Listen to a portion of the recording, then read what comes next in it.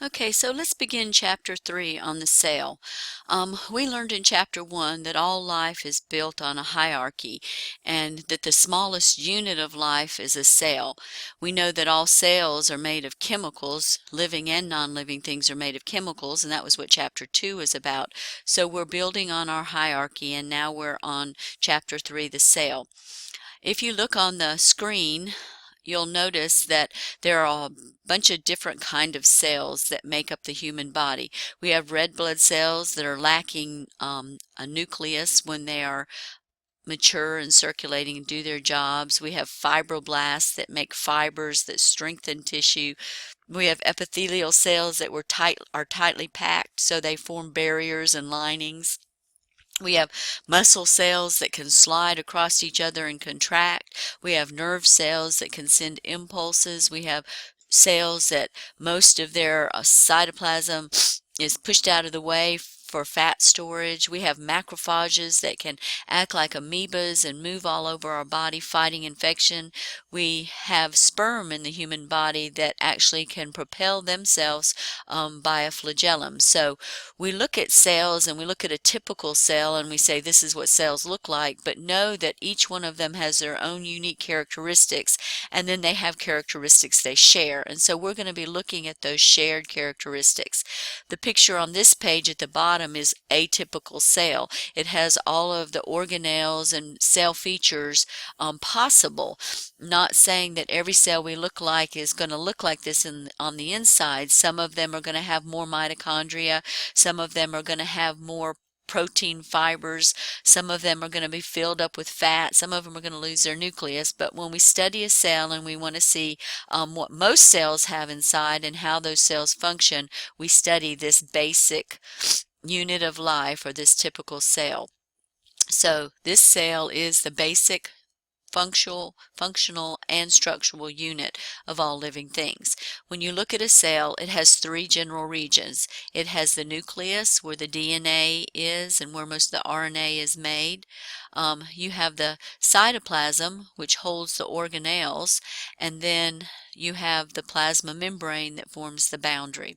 So we have a plasma membrane or a cell membrane. We have the cytoplasm, which includes the gel-like matrix or fluid that holds the organelles, and then we have the nucleus where the DNA and RNA is made. We'll look at each one of those structures separately. We'll start with the plasma membrane, spend quite a bit of time on it, then look at all the organelles in the cytoplasm, and then finally end up with the nucleus. So let's look at the plasma membrane first. Your plasma membrane forms a fence around your cell so that it separates intracellular components and extracellular fluid. So it's like a fence, but the cell needs nutrients, the cell needs regulatory proteins, the cell needs to make products and send them out of the cell. So we can't just have a fence around the cell, we have to have a fence that has gates, ways to get across. When we look at the plasma membrane or the cell membrane structure, we can see that its structure kind of helps us understand how it functions. Scientists call the structure of the plasma membrane a fluid mosaic model. Mosaics are bunches of little pieces all put together in a gigantic picture, kind of like the mosaics on the front of the Ivy building at MCC. Lots of little tiles that go together to be a tissue. So we have lots of little phospholipids and proteins and cholesterols and glycoproteins and glycolipids that all go together to be this fence with gates. Most of the fence is made up of double phospholipid layer, so it's got a double phospholipid layer. And embedded in the phospholipid layer are embedded proteins. And the proteins are going to act as receptor molecules, as gates, as pores, where the phospholipid is going to be more of a boundary. There are a few things that can get over the phospholipid or through the phospholipid, but most larger particles or charged particles are going to have to go through the protein gates. A good analogy is that I have a fence around my backyard, and if I want to go inside inside the fenced area, I have to go through a gate. But my son, he can actually jump the fence and get inside the fenced-in area. So there are some molecules that can go through the phospholipid, jump the fence, and then most things have to go through the gates, the proteins like me. So we describe the plasma membrane as a double phospholipid layers with embedded proteins that can move around and exchange places. And so since they can move around, we call them self-healing. If you look at the visual at the top right corner, you can see that those phospholipids are moving. It's kind of like glaciers or icebergs floating in the sea. They're going to come up against each other, but then they're still moving, so you can move from one iceberg to another iceberg. But if you happen to fall in between them and you're the right size, you could actually go through. So imagine that I can stick a hypodermic needle into the plasma membrane, and what I'm doing is just pushing some of the phospholipids out of the way, one layer, and then pushing them out of the way on the other layer, and then I can either take out fluid from inside the cell or put something inside the cell, and when I pull the needle out, the phospholipids just go back together. So since they are fluid, they're not a rigid boundary like my fence in my backyard would be. We can promote self-healing. So this is a picture that's on your note sheet of the plasma membrane, or the double phospholipid layer with embedded proteins. Let's label some structures. This is a phospholipid. You know that there is a layer of phospholipids inside, with the heads facing inside, and then another layer facing outside. So we have two layers of phospholipids. These globulars that the blue arrow is pointing at, these are proteins. Some of the proteins, like the one the arrow is pointing at, will go all the way through both phospholipid layers. We call those integral proteins, and then others are just going to be on the periphery, on the outside, so we call those peripheral proteins, and we'll get to those in just a moment. So we have a double phospholipid layer with embedded proteins.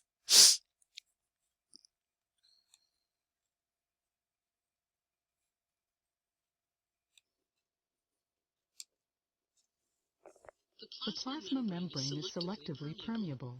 It lets some substances through and not others. The hydrophobic interior of the bilayer is one reason membranes are selectively permeable. Hydrophobic molecules, those that are soluble in lipids, can easily pass through the membrane. In addition, small molecules like O2 can sneak between the phospholipids of the membrane. On the other hand, large hydrophilic molecules like glucose and ions, such as sodium ions and hydrogen ions, cannot pass through the membrane unaided.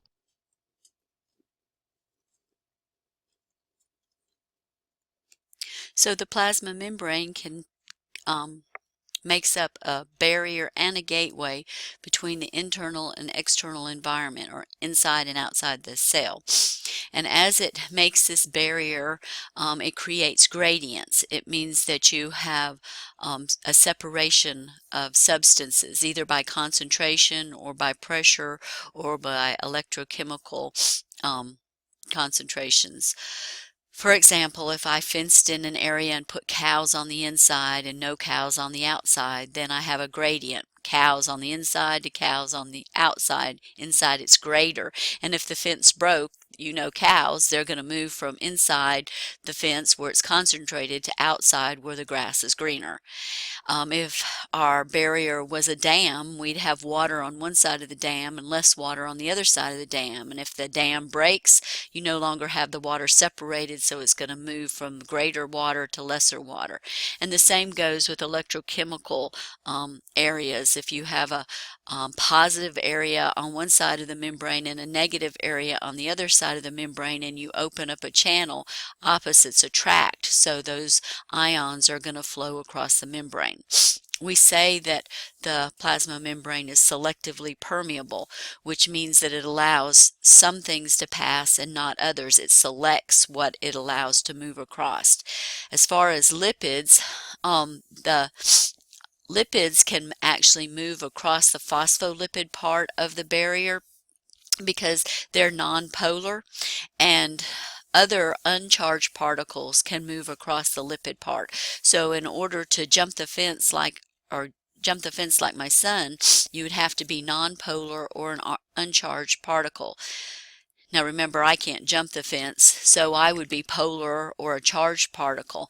So I have to go through a gate. Now there is one exception to this rule about nonpolar and polar, and that is water.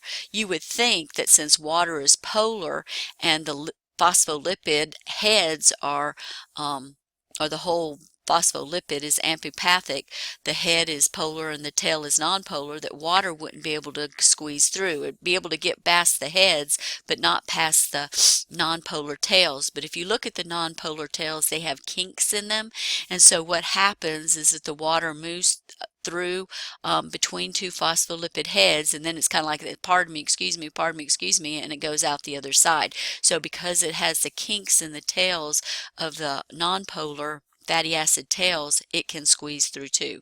So the exception to polar substances being able to get across the phospholipid part, water is that exception. Remember that polar is hydrophilic and nonpolar is hydrophobic. So water gets past the water-loving head and then has to go around the kinks in the tail of the water-hating or water-phobic tails. Our membranes are double phospholipid layers with embedded proteins. So what do the proteins allow to cross? It's permeable according to shape and size of the particle, the ionic charge of the particle, or if the protein is an open pore, or if it has a gate on it. And you can see in this first picture that only a molecule with this shape can go across this protein. This one would be an open pore, so anything that's small enough or has the right charge can move through. This would be a pore specifically for water, so if anything was dissolved in water and the charge flow was right, it could move through too. So water is going to go through pores called aquaporins, but remember, water's special. It can make its way through the phospholipid part as well. So let's talk about the plasma lipids, the parts of the plasma membrane that are lipids, because we mostly have phospholipids, but we have a couple of other lipids as well. So 75% of the lipids in the plasma membrane are phospholipids. They are amphipathic. That, remember from Chapter 2, amphipathic means that one end is polar and the other end is nonpolar. The head is polar, so it is hydrophilic. It likes water. So if you look at the picture, this is on the outside of the cell. So the outside of the cell would be a watery environment, so the head likes water. And then the tails that are inside are hydrophobic. They don't like water. Notice how the tails of the two layers are pointing together. So this part is nonpolar. It doesn't like water. And then the head that points inside and outside do like water. That's what amphipathic means. Part of the molecule is hydrophobic. Part of the molecule is hydrophilic. So there's a picture on your note sheet. This is the hydrophilic head and the hydrophobic tail. 5% of the plasma membrane's lipids are called glycolipids. They are also amphipathic. And you can see one of the molecules there on the outside of the cell. They are external to the cell. They function in cell adhesion. If you think about glycose, sugars are sticky, so these glycolipids help one cell adhere to another cell, because you know if cells go together they make tissues. They also help in recognition and ID and communication. Your white blood cells are constantly going along and reading the glycolipids and the glycoproteins on the outside of your cells. This is how your cells identify a cell as you, or as a cell from a pathogen, and then it would know how to destroy it. Also, they sometimes are linker molecules for hormones that may be bringing a message into the cell. And finally, they help in protection of the cell, because they do form kind of a glycocalyx or a sticky coat on the outside. So they do function in protection, and that again has to do with the immune system as well. 20% of the phospholipids, or the lipids in the plasma membrane are cholesterol. Cholesterol is also amphipathic. Remember, it's in a big group called steroids. The only reason we consider it as a lipid is because it's insoluble in water. And you can see on the picture that they have the cholesterol molecules spaced out in the phospholipid layer. And what they do is they stabilize the plasma membrane. If you get too many of them, it's going to make the plasma membrane too rigid. So you just want enough to give it some support, but not so much that it prevents it from being a fluid mosaic. So let's label our picture again. So we have two layers of phospholipids. We have proteins. We know that that molecule is cholesterol. It helps to stabilize. That would be a glycolipid. It helps in identification. It helps in cell adhesion. It helps in communication protection because it gives the cell identity. So now let's talk about the proteins in the membrane. There are two major types, and I showed you on a picture before. If a protein that's in the membrane goes from one side to the other, it's transmembrane and is called an integral protein. Some of these will actually have a sugar molecule hooked to them, and so they're part of that glycocalyx that the glycolipid is, and they'll help in cell identification. Other proteins are very loosely attached. They're called peripheral proteins, and these are the ones that are going to be more like linker molecules or a receptor for a hormone or an enzyme. They're either on the outside or the inside. They don't go all the way through the membrane.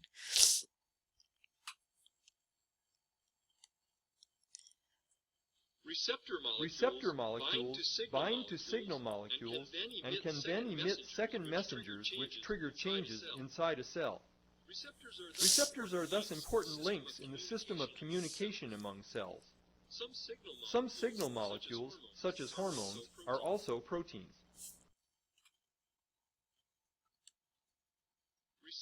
Receptor molecules. Structural proteins have many functions. Like tent poles and ropes, they shape cells and anchor cell parts. They may serve as tracks along which cell parts can move. They bind cells together, making organized units such as muscles, ligaments, and the tendons that bind muscles to bones. The silk of spiders and the hair of mammals are also structural proteins. Transport proteins carry molecules from place to place. The example shown here allows certain solute molecules to enter the cell. Hemoglobin is the transport protein that carries oxygen in the blood. So you saw some of the functions of proteins. So proteins in the plasma membrane can be channels that allow movement in and out of the cell. They can be transporters where they only allow certain molecules to travel across the cell membrane. They can be receptors receiving a hormonal message that's going to cause changes inside the cell. They can act as enzymes, helping to break down products or make products, so they are important in catabolism and anabolism. They can be linker molecules that link one cell to another cell so you have a tissue.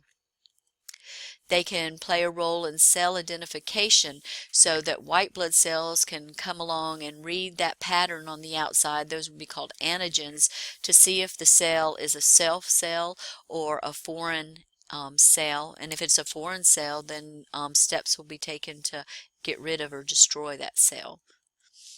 And also it helps with intracellular attachment because it kind of is like a stabilizing unit that the scaffolding or the cytoskeleton is attached to.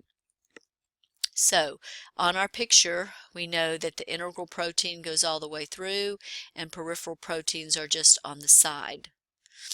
So let's talk about specializations of plasma membranes. Some plasma membranes have finger-like extensions called villi that help to increase the surface area of the cell. If we were to take this cell and stretch it out because of those finger-like extensions, it would be about 3 or 4 times the normal surface area. So instead of me just being able to go across like this cell membrane, now I can go across this, all of this, and I've increased my surface area. So those are called microvilli, villi that are microscopic. Let's talk about a couple of other cell junctions. You can see that these two cells are hooked together into a tissue, and actually you can see between the plasma membranes that there are some structures that seem to be binding them together. So we're going to talk about these special membrane junctions. Before we do that, though, know that there are a couple of cells that travel free. I forgot I had this on this slide. This is just showing you if this is my surface area, the blue line, and I divide it into little bitty pieces like with the red line, that when I pull the red one out, I have doubled my surface area, and that's what microvilli do. So know that there are a few cells in the body that do not form tissues but travel as individual cells. Red blood cells and white blood cells like that macrophage and sperm are just a few examples of cells that do not actually bind to another cell to become a tissue. So what are some factors that help cells bind to each other to become tissues? Well, we talked about that glycoproteins and glycolipids that are on the outside of cells, and I told you to remember glyco is sugar and it would be kind of sticky. So what it makes is kind of a sugary coat around our cells, and that helps one cell stick to another. Also, some cells have wavy contours. Look at these cardiac muscle cells. I mean, it kind of reminds me of corrugated cardboard or egg cartons. That wavy contour increases the surface area between the two cells and helps them bind together. Think about if I had egg cartons that I wanted to store somewhere. It would be better for me to open the empty egg cartons up and stack them inside of each other where their wavy contours came in contact. So if I accidentally knocked them over, they knock over as a unit instead of a bunch of individual egg cartons. Special contours.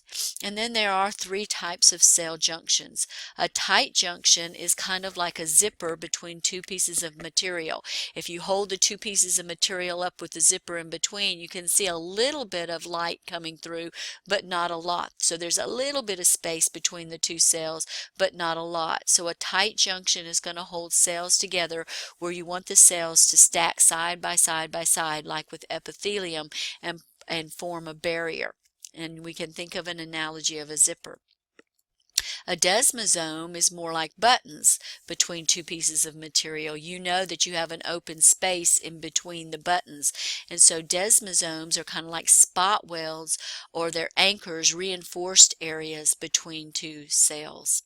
Cells in the heart and cells in the skin, especially in the palms of your hand or the soles of your feet, are going to have lots of desmosomes because there's a lot of friction in that area, and we don't want our cells that make up our skin to pull apart.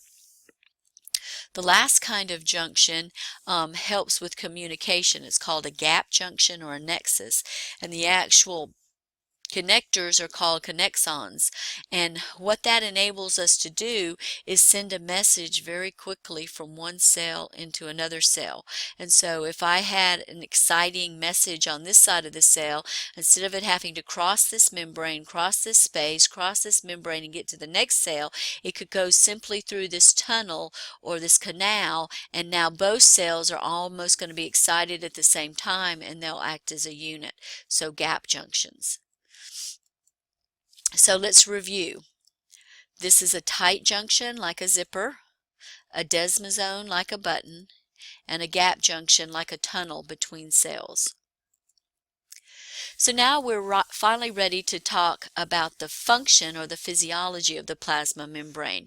We looked at its anatomy, we know its parts, and now we're going to look at how it functions.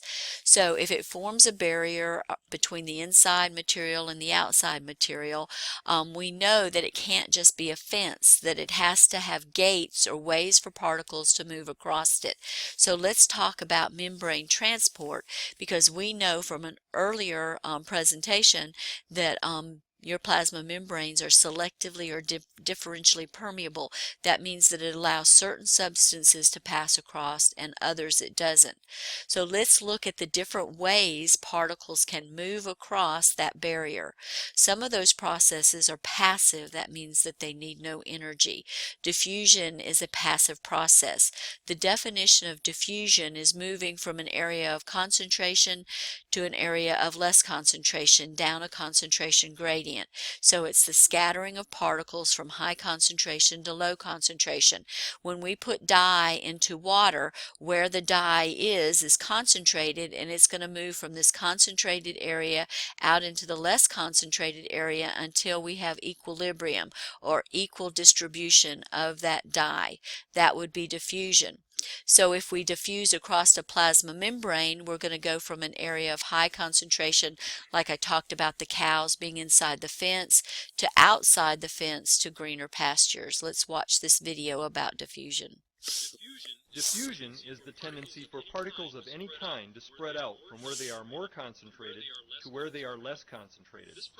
This process can also be described as molecules moving down their concentration gradient. Diffusion across a biological membrane is called passive transport, since the cell expends no energy to move the molecules. Oxygen and carbon dioxide molecules move into and out of cells by passive transport.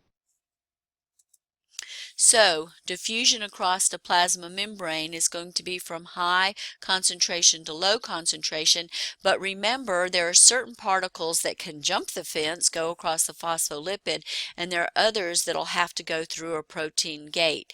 And so diffusion is going to be dependent upon what kind of molecule it is, the molecule size, whether it's small like the oxygen that we saw that moved across, or big like a sugar molecule that couldn't move. So little substances are going to be able to diffuse more easily than big substances. Another factor that affects the rate of diffusion is the concentration.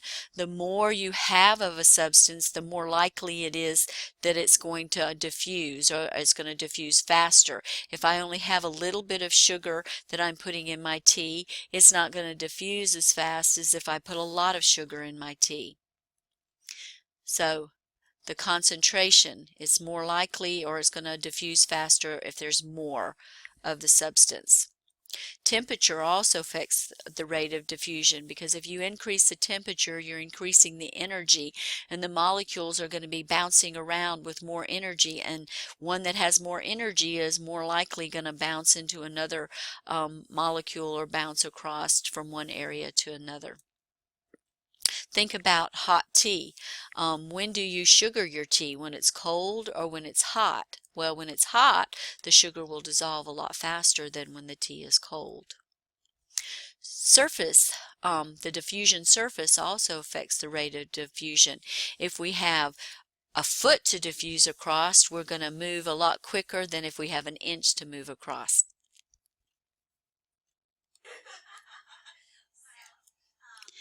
So the amount of surface that you have is important to the rate of diffusion. Of course, if you have a bigger area to move across, diffusion is going to take place more readily. Let's say that you had one little door out of a room, or you had a big double door out of a room, and you said class dismissed. You're going to empty the room faster with the two double doors.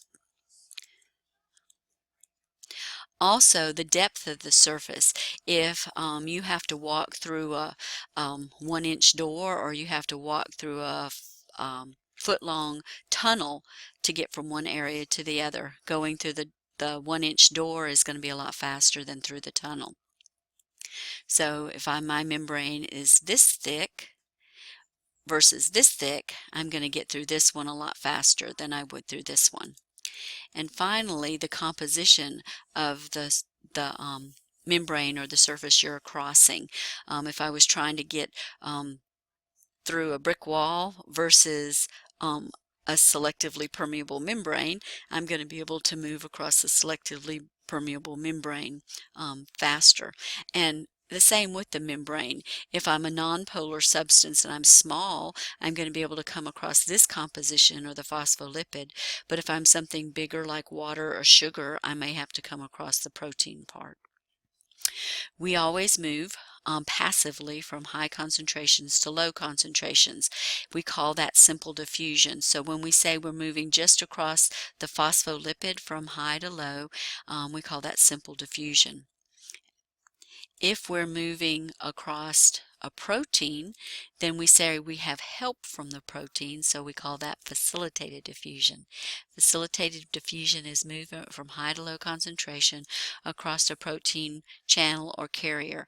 A channel can be limited because it's the size for specific molecules, or it could be gated. There could be a gate there that you have to have an impulse to open. If all of your proteins are being used, it can become saturated. Let's say that you had 5 gates to move in sugar, but you had 20 sugar molecules. The gates would be saturated, and so you might not be able to absorb all that sugar. So this would be facilitated diffusion going across the protein. It's an open pore.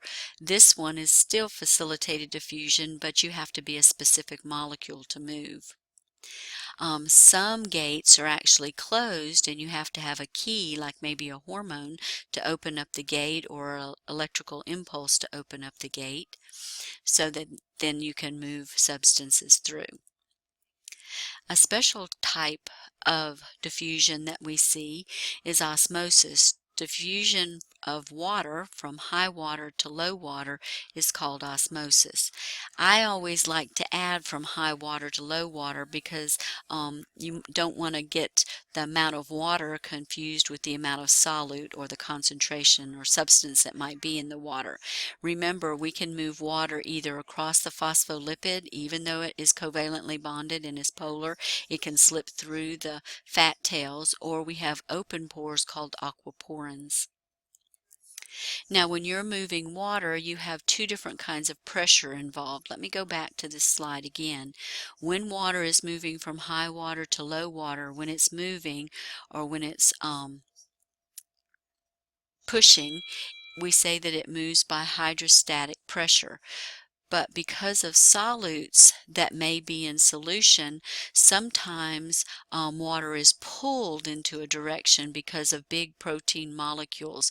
For example, if I had a dam that was damming up water, and the water behind it, all of a sudden the dam broke, that water would be moving from high water behind the dam to low water down in the dry creek bed. So that would be moving or pushing with hydrostatic pressure. But if Superman came along and repaired the dam and sucked all the water back behind the dam, he would be exhibiting osmotic pressure. It's the pull of water. And it's solutes that are in solution that pull on water. We're concentrated with a solute, and so we're trying to dilute that concentration to reach equilibrium across the membrane. So greater solutes in solution, the greater the osmotic pressure. Water always moves towards osmotic pressure.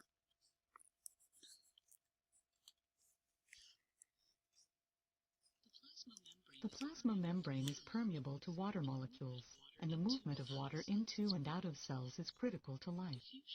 Diffusion of water molecules across a selectively permeable membrane is a special kind of passive transport called osmosis.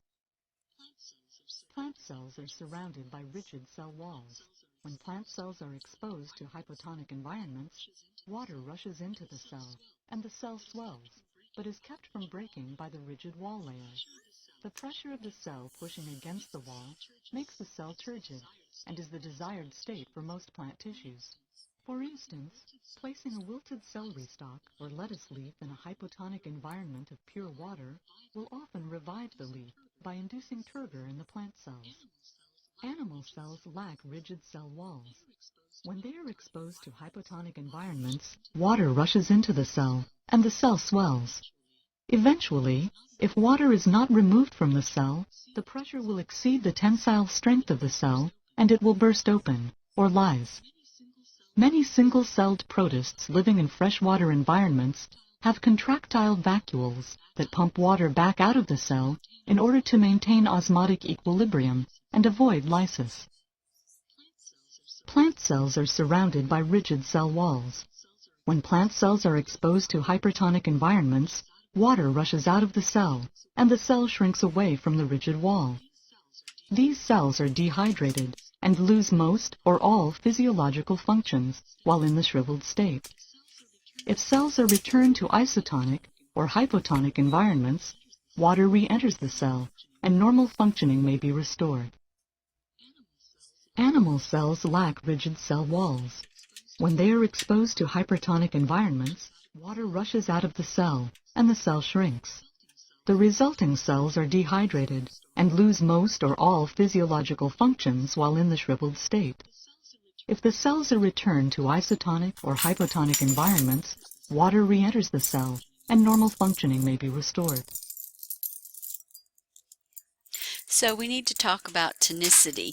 Tonicity is a concept of what is a cell going to do, or is a cell going to maintain its tone or shape if put in a different kind of environment. So it's the ability of an extracellular solution to change the shape or tone of a cell due to osmosis. So what you're always doing is you're comparing the concentration of a solute outside the cell to the concentration of that same solute inside the cell. If we look at the concentration of this red blood cell internally for salt, it has a 0.9% salt suspension. If we put that cell into saline or a 0.9% salt solution, we say that the outside is equal to the inside. The prefix that means equal is iso, so this is an isotonic situation. But what about osmosis? What's going to happen to the cell?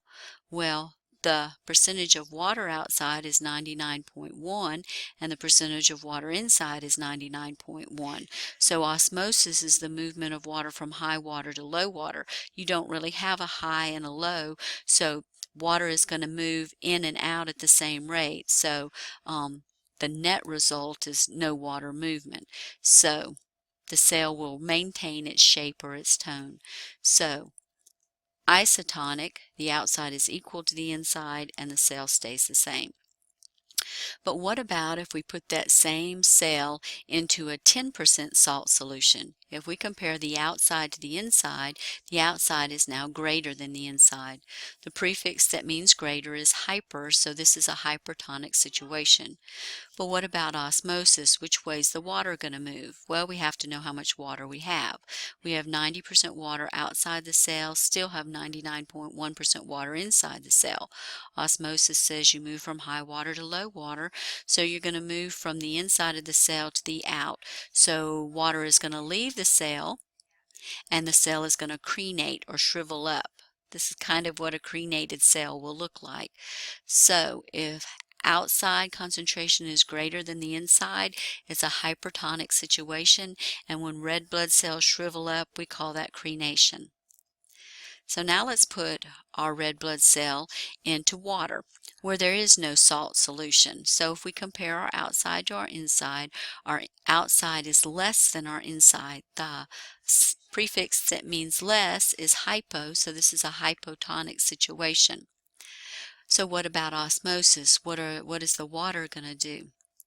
Well, we have 100% water on the outside of the cell, 99.1% water inside the cell, and so water is going to move from high water to low water, so it's going to move inside the cell. So if it keeps moving in the cell and it's not corrected, the cell is going to explode or lyse. So if the outside is less than the inside, that's a hypotonic situation, and it could lead to lysis of the cells. Now, when we talk about movement of water, sometimes we talk about water moving through a membrane because, of course, we're moving across a plasma membrane. And when that water moves, some of the solutes that are in the water, if they're small enough, will move with the water. Think about a coffee pot in the morning. You put coffee into the filter, and then you pour water into the reservoir, and the water moves from high water in the reservoir to low water in the pot. But as it moves, it brings some of those smaller coffee molecules with it. This is called filtration, and solutes are going to move just like the water moves. If I was standing in a dry riverbed and a dam bursts above me, when that water comes rushing down, I'm going to go with the water. So we call this bulk flow or filtration, and this is important to the exchange of products across the capillary membrane. So now let's talk about active processes. Active processes use energy. We're not moving from high to low along the natural gradient, but now we're going to move from low to high. One kind of active process is primary active transport. This is where you use ATP to change the protein shape and move substances across. We usually call these pumps. And looking at my animation on the screen, you can see this is one of the most famous pumps in the plasma membrane, the sodium-potassium pump. You can notice that. Let me let it get back to the beginning so we can start it from the beginning. We're going to use ATP to change that protein shape, and it's going to funnel 3 sodiums out of the cell. It's going to allow 2 potassiums to come back into the cell. The only reason we were able to do this movement, 3 sodiums out, 2 potassiums in, is because we used energy to change that protein shape. So the sodium-potassium pump moves how many sodiums out? 3.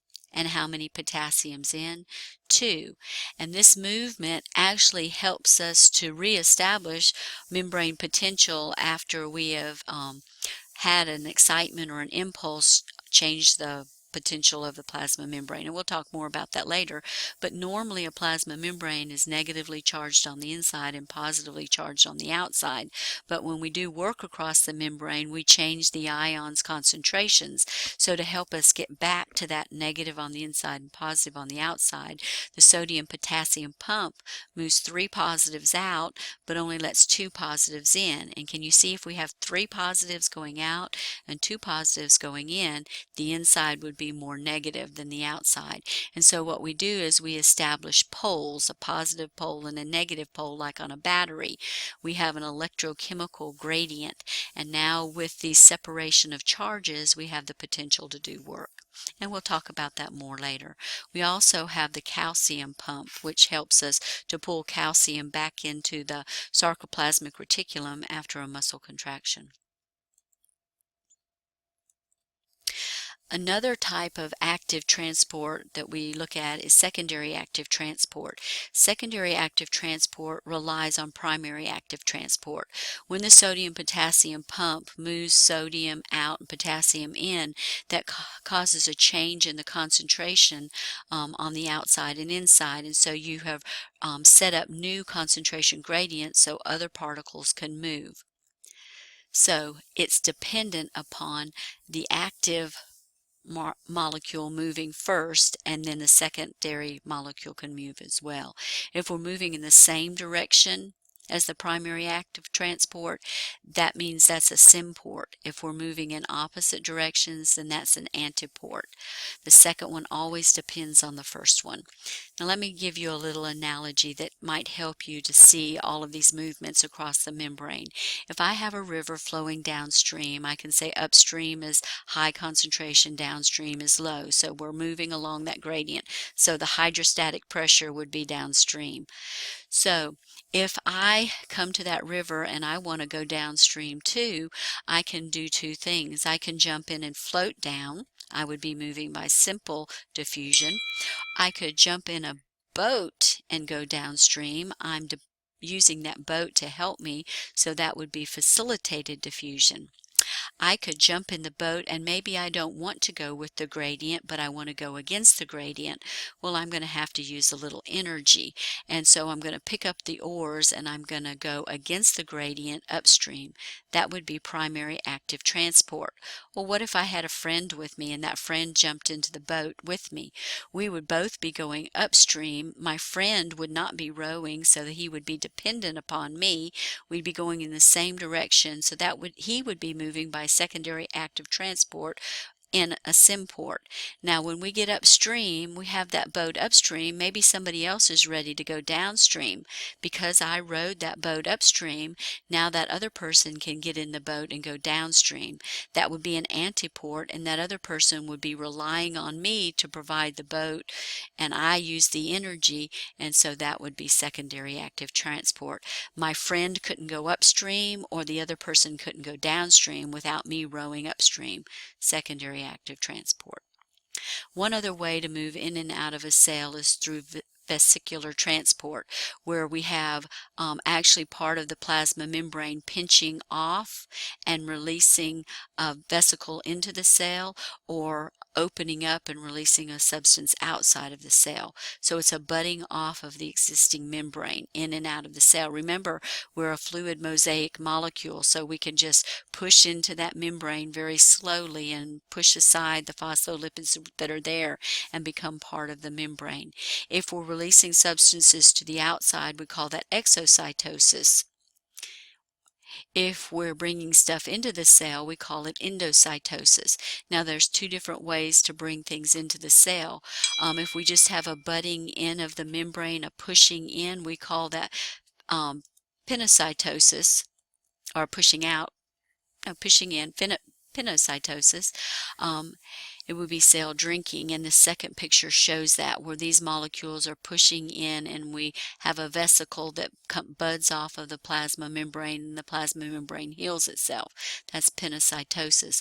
This first one is phagocytosis, where we actually extend two false arms and surround the particle we're trying to get inside the cell. White blood cells have the ability to phagocytize, to actually engulf foreign particles, bring them inside the cell, and then destroy them. So endocytosis is either cell-eating phagocytosis or cell-drinking pinocytosis. So looking at this picture, this first one, we're using energy. We're moving against the concentration gradient from low to high. That would be active transport. This one, we're going from high to low across a protein carrier, facilitated diffusion. This one, we're just simply going from high to low across the phospholipid, simple diffusion. Now, we talked a little bit about that when we move sodium out and potassium in, that helped us to keep negative on the inside and positive on the outside. And I told you it was like the poles of a battery. That gives us membrane potential. And anytime we open up a gate to allow ions to move across and change that negative on the inside, positive on the outside, it allows us to do work in the cell.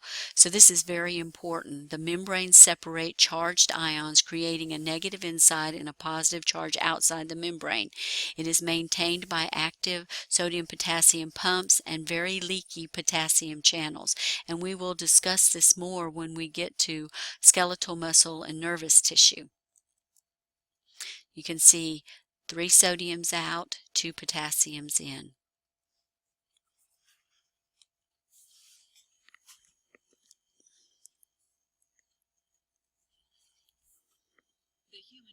The human brain alone contains about 100 billion nerve cells, called neurons. A neuron, like every other cell, has positively and negatively charged ions inside and outside. Further, a resting neuron has a greater negative charge on the inside surface of the plasma membrane and a greater positive charge on the outside surface. This partitioning of charge creates a voltage difference across the membrane known as the resting membrane potential, which can be measured using a voltmeter. On average, an intracellular electrode records a value of minus 70 millivolts. The resting membrane potential depends on 2 factors. First, it depends on the presence of sodium and potassium gradients across the plasma membrane. Specifically, there are more sodium ions outside the neuron than inside, and more potassium ions inside the neuron than outside.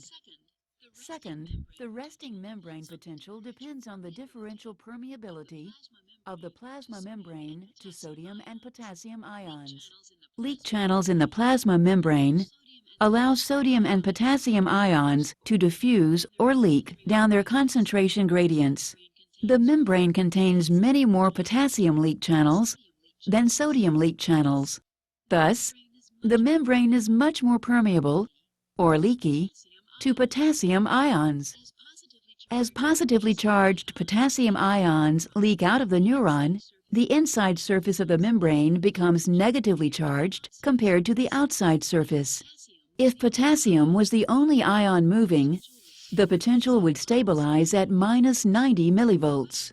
However, positively charged sodium ions leak into the neuron, which slightly offsets the negative charge and raises the voltmeter reading to -70 millivolts.